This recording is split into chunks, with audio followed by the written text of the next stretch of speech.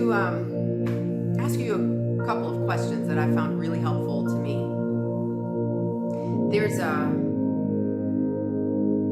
lot of easy thoughts to think about what's not going well, what's hard about working from home, what's hard about having the kids home all day, what's hard about having to go to the grocery store. I went to the store today. We needed a couple things, and I figured while I'm there, let me just grab whatever we might need, as much fresh stuff as possible. And it was amazing. People in masks and gloves, and people really trying hard to observe the 6-foot distance, and there were very few people there anyway. But it was this eerie sense of unease in the store. And I found myself really battling in my own mind while I was walking through the store about, should I touch this? Shouldn't I touch that? Might I bring something home? Is something wrong? None of that was helpful. I was going to get the groceries. I was going to bring them home. I was already prepared to disinfect whatever I needed to. And to worry in the midst of the trip was going to do nothing but provoke more anxiety. So, as we're navigating all these different situations in our lives, I think there's some thoughts that help me to stay grounded and think on purpose. So try this one on for yourself. What is working for me? When you ask your brain good questions, your brain starts to come up with good answers. If you don't ask it any questions, it will come up with all kinds of noise, all kinds of warnings, all kinds of danger thoughts to get your attention, to try to get you to do something, to try to keep you safe. But if you're already safe, you're healthy, in this moment, everything is fine, then for this moment, you don't have to worry. For this moment now, what is working for me? Just think about that for just a few moments. Are you able to wash clothes at home? Do you have enough food?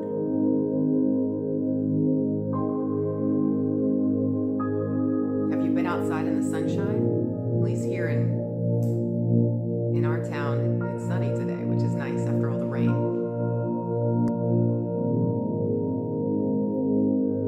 I also want you to ask yourself one other question. And this is a big one for me. And I want to introduce the idea to you that your thoughts are what produce your feelings. So if you are feeling afraid, if you're feeling fear, if you're feeling anxiety, the thoughts you are thinking are producing those feelings. So I want you to ask yourself this question. How do you want to feel? That's one that I found really helpful because a lot of times the way I feel is not how I want to feel. Sometimes if I'm angry or I'm frustrated or I'm sad, it may be absolutely appropriate for the situation and I want to be there.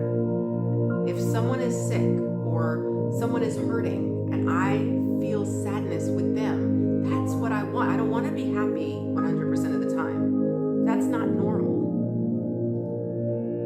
But sometimes I get in a place where I'm stuck. I'm upset and I don't really want to be upset anymore. I'm ready to get over it, but I can't. I'm angry and I'm frustrated. And then I realize I'm thinking all these angry thoughts and that's producing the feelings I have. So, how do you want to feel? Most of us don't really want to be afraid. And we don't necessarily have to be. We need to be prepared. We need to be aware. We need to take caution. Those are all constructive. But anxiety and fear take you nowhere. So how do you want to feel? would offer to you, if you want to feel differently than you do in that moment of fear and anxiety, capture the thought that's provoking the anxiety. Ask yourself, what's the thought I'm thinking that makes me anxious? And then see if you can find a thought you do believe that makes you think and feel differently. Because you aren't the mother of your mind. You have control over your thoughts. And you can choose to practice thinking over and over different thoughts. Let me give you a warning. Sometimes when you try to start thinking new thoughts, you will see the old thoughts come up. And you'll be tempted to criticize yourself and be angry and frustrated and beat yourself up. That's not necessary. And it's not helpful. Let me give you an example. If you were now in 2020, and you've probably gotten really good at writing 2020 on your checks or on paper or whatever you've had to date. Every time I have to write a note in a hospital chart or something on paper, which is rare on paper these days, but I still have to write the date. But when it was January, I wrote 19 all over the place. I just didn't think about it. And oh, whoops, it's not 2019 anymore, it's 2020.